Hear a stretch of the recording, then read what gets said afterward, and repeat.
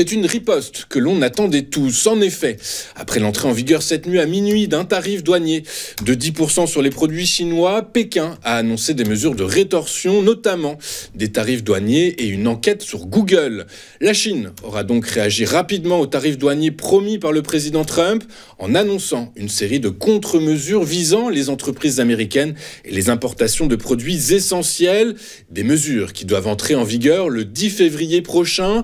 Désormais, le charbon et le gaz naturel liquéfié américain seront soumis à un tarif de 15%, tandis que le pétrole brut, les machines agricoles et les camionnettes seront soumis à un tarif de 10%.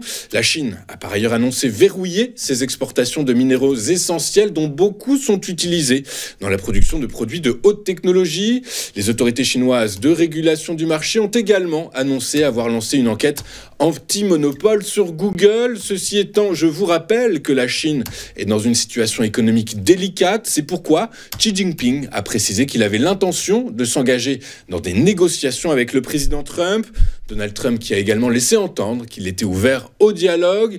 Toujours est-il qu'hier, le président américain a déclaré qu'il comptait s'entretenir avec le dirigeant chinois Xi Jinping, et ce, dans les prochaines 24 heures. Toujours au sujet de cette guerre commerciale mondiale qui fait peut-être pchit, eh bien, le président américain Donald Trump a suspendu hier, lundi 3 février, et ce pour un mois, son projet d'imposition de droits de douane au Canada et au Mexique, après l'annonce d'un renforcement de la lutte contre le trafic de fentanyl dans ces deux pays.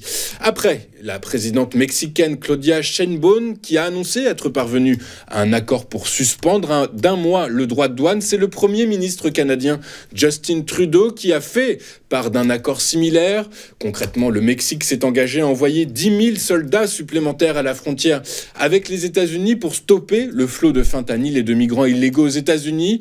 Quant aux autorités canadiennes, elles se sont engagées à nommer un responsable entièrement dédié à la lutte contre le trafic de fentanyl et à lancer une force d'intervention conjointe avec les États-Unis contre le crime organisé. Toujours à l'international, l'OPEP et ses alliés de l'OPEP+, ont accepté hier de s'en tenir à leur politique d'augmentation progressive de la production de pétrole à partir d'avril et, fait notable, à retirer l'Energy Information Administration du gouvernement américain des sources utilisées pour surveiller sa production et le respect des pactes d'approvisionnement. Une petite révolution qui ne serait pas motivée par des considérations politiques mais par le fait que l'agence ne communiquerait pas sur les informations requises. En outre, le cartel a décidé de maintenir son calendrier d'augmentation de production et selon les dernières décisions, une première tranche de 2,2 millions de barils quotidiens doit être petit à petit remise sur le marché à partir d'avril à hauteur de 120 000 barils par jour en plus chaque mois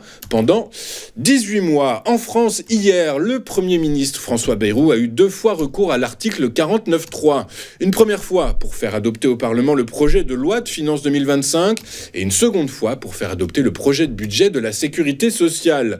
Des recours qui exposent le gouvernement à une motion de censure et inévitablement, dans la foulée du déclenchement de cet article de la Constitution, la France insoumise a confirmé le dépôt d'une motion de censure alors que de son côté, le Parti socialiste s'est prononcé contre la censure du gouvernement Bayrou. Peut-être assistons-nous à l'éclatement du NFP. Quant au RN, dont les voix sont aussi nécessaires pour aboutir à une censure, il devait trancher hier, mais a finalement reporté sa réunion à demain, en début d'après-midi, selon un cadre du groupe présidé par Marine Le Pen. Avant de parcourir les performances des principaux actifs mondiaux lors de la séance d'hier, jetons un œil aux principaux sujets à suivre aujourd'hui. Et c'est la microéconomie qui d'aujourd'hui, puisque sont attendues en publication, sont attendues les publications d'Amundi, de BNP Paribas et de Dassault Systèmes. Côté américain, outre-Atlantique, ce sont les publications d'UBS et d'Alphabet qui seront très suivies et scrutées de près par les financiers. Côté macro, seul le rapport JOLTS sur les nouvelles offres d'emploi aux États-Unis sera à regarder de près. Le rapport sera publié à 16h, heure de Paris. À attardons-nous un moment sur ce qui s'est passé hier sur les principales places financières de la planète et un vent de panique a soufflé hier sur les marchés financiers et ce dès l'ouverture de la séance en Asie.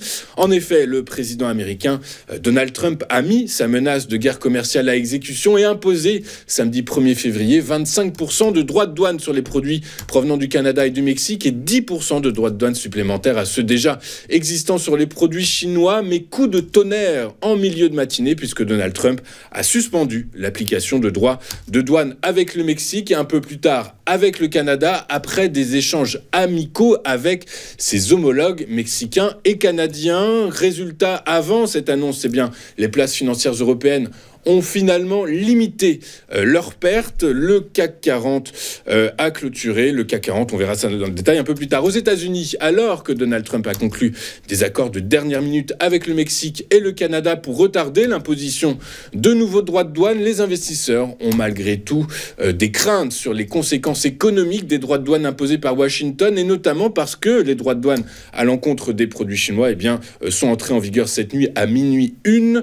Résultat, hier, le Dow Jones a reculé de 0,28%, le S&P 500 de 0,76% et le Nasdaq de 1,2%. Sur le marché des taux souverains, dans un environnement de plus en plus incertain, les financiers recherchent des valeurs refuges comme les obligations souveraines.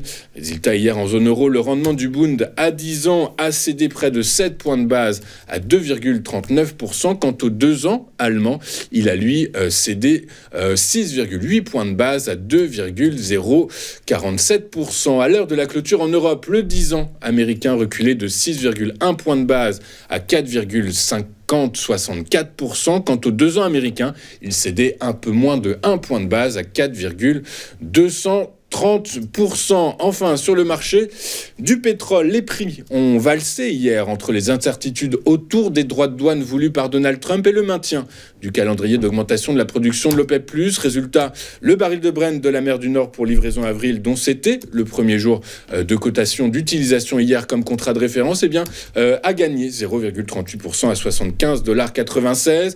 Quant à son équivalent américain, le baril de West Texas Intermediate pour livraison mars, il a lui pris 0,87% à 73,16 $ après être monté notamment jusqu'à 75,18 $. En séance, enfin, le cours du Bitcoin hier a été logiquement impacté par les annonces de Donald Trump puisque je vous le rappelle, même si beaucoup pensent encore le contraire, le Bitcoin et les crypto-monnaies dans leur ensemble sont des actifs risqués. Résultat, le Bitcoin a plongé hier. Nous allons marquer une toute première pause dans cette édition du 4 février 2025 et comme je vous l'annonçais, nous ouvrirons le bal de nos invités avec Bernard Prats-Desclos. À tout de suite sur TV Finance.